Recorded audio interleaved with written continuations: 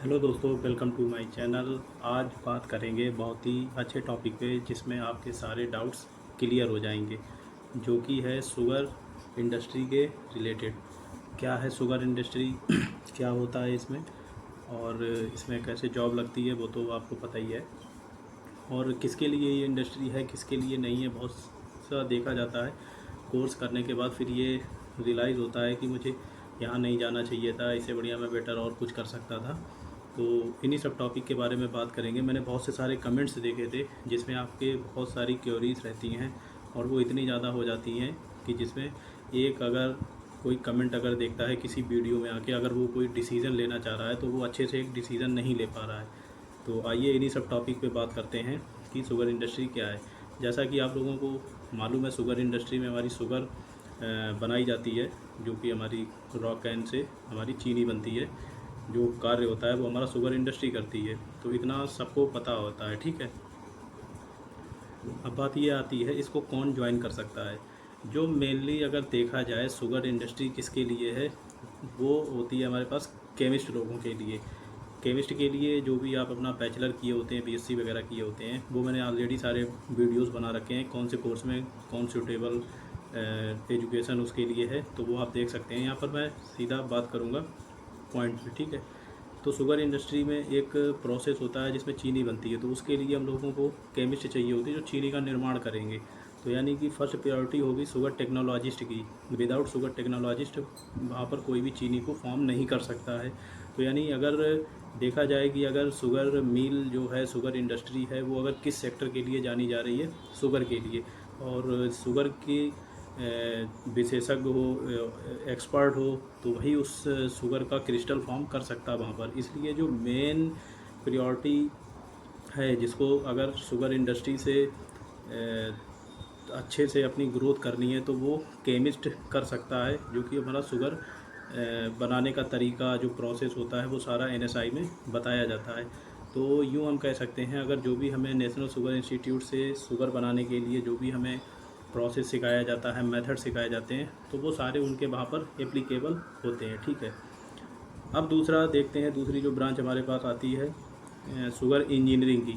तो sugar engineering के लिए कोई स्पेशलाइजेशन या ज़रूरी नहीं है कि आप शुगर इंजीनियरिंग का कोर्स किए हों एनएसआई से। उसमें नॉर्मली जो बीटेक स्टूडेंट्स होते हैं, जो बीटेक किए रहते हैं, वो डायरेक्ट जाके शुगर मिल में जॉब कर सकते हैं। ये मैंने देखा है जब मैं वहाँ पर शुगर मिल में गया। बस ये होता है कि आपके पास एक टैग लग जाता है कि आपने भारत सरकार के एक इंस्टीट्यूट से आपने एक शिक्षा हासिल की है, शुगर इंडस्ट्री का स्पेशलाइजेशन किया है, तो वो एक बेनिफिट मिल जाता है आपके आगे ग्रोथ के लिए। अदरवाइज़ कोई ज़्यादा डिफरेंस नहीं आता है। जो पहले के लोग शुगर मिलों में काम कर रहे, डायरेक्ट वो अपना डिप्लोमा या डिग्री अपना करके टेक्नोलॉजी में वो डायरेक्ट शुगर इंडस्ट्री को ज्वाइन करके एज आ कार्य वहाँ पर कर रहे हैं। तो अगर ये आप कर लेते हैं, ये आपका एडिशन है। लेकिन शुगर टेक्नोलॉजी नॉर्मल बीएससी वाला वहाँ पर नहीं लिया जा सकता है, क्योंकि उसे इतनी नॉलेज नहीं होती है चीनी बनाने का क्या तरीका होता है। तो इसलिए उसे एनएसआई करना बहुत ही, शुगर टेक्नोलॉजी की डिग्री रखना बहुत ही ज़रूरी है। जैसे बीटेक जो किया रहता है, मैकेनिकल से किया तो उसे मैकेनिकल की स्पेशलाइजेशन है, इलेक्ट्रिकल का किया तो उसे इलेक्ट्रिकल की स्पेशलाइजेशन है। ऐसे ही वो शुगर टेक्नोलॉजी किया है तो उसे शुगर के बारे में स्पेशलाइजेशन है कि शुगर का क्रिस्टल कैसा बनेगा, क्या होगा, ये सब होता है। अब एक हमारे पास आता है डाइफेड आता है, जो कि हमारा आता है एल्कोहल टेक्नोलॉजी। तो उसमें जैसे हमारा एथेनॉल बन रहा है, एल्कोहल बन रहा है, तो उसके बारे में उनको बताया जाता है। तो उसके लिए क्या होता है, केमिकल जो किया रहता है, केमिकल से जो बीटेक किया रहता है, वो भी उसके लिए एलिजिबल होता है। लेकिन कब, जब वो एनएसआई से डाइफेड का कोर्स करेगा, उसके बाद डायरेक्ट केमिकल वाला नहीं लिया जा सकता है। तो यानी कि अगर आप शुगर इंडस्ट्री स्पेशली देखी जाए किसके लिए है, एल्कोहल टेक्नोलॉजी और शुगर टेक्नोलॉजी के लिए। और शुगर इंजीनियरिंग में ये हो जाता है कि जब मैकेनिकल से या इलेक्ट्रिकल से बच्चा बीटेक करता है स्टूडेंट्स, तो शुगर इंडस्ट्री में क्या इक्विपमेंट यूज होते हैं, क्या उनका मेंटेनेंस होता है, ये सब उनको नहीं पता होता है। ऐसा किसी जो इंजीनियरिंग में पढ़ाया जाता है वो एक जनरल इंजीनियरिंग पढ़ाई जाती है कि आपकी रेलवे में जॉब लग गई तो रेलवे का भी बीटेक में सिलेबस होता है। कहीं आपकी मैन्युफैक्चरिंग उसमें किसी कंपनी में लग गई, वहाँ पर होता है। और आपका एयरपोर्ट अथॉरिटी में लग गई तो वहाँ पर जो भी मतलब डिफरेंट डिफरेंट सेक्टर होते हैं सबका बताया जाता है। लेकिन शुगर मिल का जो है तो वो सिर्फ यहाँ पर ही बताया जाता है। मिल क्या होता है, ऑपरेटर क्या होते हैं, सेंट्रीफ्यूगल मशीन क्या होती है, इनकी वर्किंग क्या होती है, ये सब सारी चीज़ें हमें एनएसआई में जाके पता लगती है। अब जैसे मैं इलेक्ट्रिकल का हूँ, तो मैं जहाँ पे काम कर रहा हूँ कोऑपरेटिव शुगर मिल में, तो वहाँ पर मुझसे पहले जो इंजीनियर थे तो वो नॉर्मली हमारा बीटेक किए हुए थे इलेक्ट्रिकल से, और वो अच्छे से अपना वहाँ पर कार्य कर रहे थे, क्योंकि उन्हें कोई स्पेशलाइजेशन की उनके पास कोई डिग्री नहीं थी, और वो अपना पूरी तरीके से देख रहे थे। सिंपल, अगर आप इलेक्ट्रिकल से बीटेक हैं और आप शुगर इंडस्ट्री में जा रहे हैं तो आपको एज आ इलेक्ट्रिकल इंजीनियर ही ट्रीट किया जाएगा, ना कि आपको मिल दे दी जाएगी संभालने के लिए। जो भी सारा काम है बस आपको पता रहेगा कि ये मिल है, ये इसका प्रोसेस है पूरा है, कि अगर फ्यूचर में आप अगर हेड ऑफ़ डिपार्टमेंट बनते हैं तो आप को पूरा A to Z नॉलेज होना चाहिए। वो ऑलरेडी आपने 1.5 साल में यहाँ से गेन कर लिया है। बस इतना सब फ़र्क आ जाता है यहाँ से कोर्स करने के बाद और नहीं करने के बाद। अगर आप प्राइवेट में जाके स्विच कर रहे हैं कई जगह, तो NSI एक बढ़िया फैक्टर आ जाता है कि हाँ मैंने NSI की कर रखी है। लेकिन किसके लिए? शुगर टेक्नोलॉजिस्ट वालों के लिए, और बीटेक में सिर्फ मैकेनिकल वालों के लिए, उनके लिए आ जाता है। इलेक्ट्रिकल वालों के लिए ऑल इंडस्ट्री ऑल सेम, उनके लिए सारी सब सेम इंडस्ट्री हैं। वहाँ पर नहीं पूछा जाएगा कि तुम NSI किए हो क्या है, वो सिंपल आपसे ये पूछेंगे आपको VFD आती है, PLC आती है, और भी जितने आपके इक्विपमेंट हैं सारे, मतलब मेंटेनेंस के लिए आपको सारी चीज़ें पता होनी चाहिए, ये सिंपल पूछा जाता है।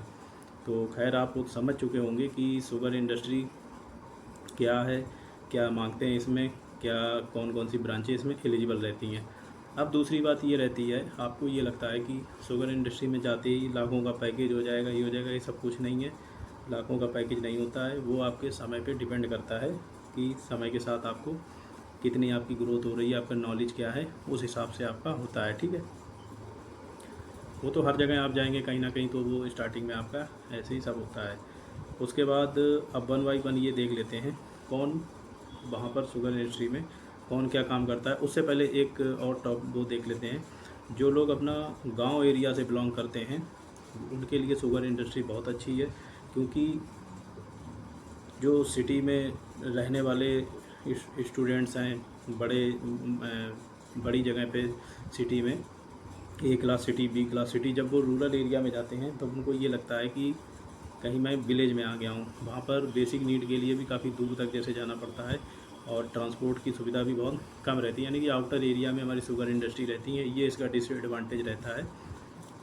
और जैसे अब मैं इसमें बात करता हूँ, जैसे मैकेनिकल इंजीनियर है वो क्या काम करता है। मैकेनिकल इंजीनियर हमारा मिल वहाँ पर देखेगा, मिल की पूरी ओवरहॉलिंग देखेगा, मिल पूरा डिसमेंटल होता है, फिर उसका पूरा टाइट किया जाता है, मिल असेंबल की जाती है, वो सारे काम देखता है।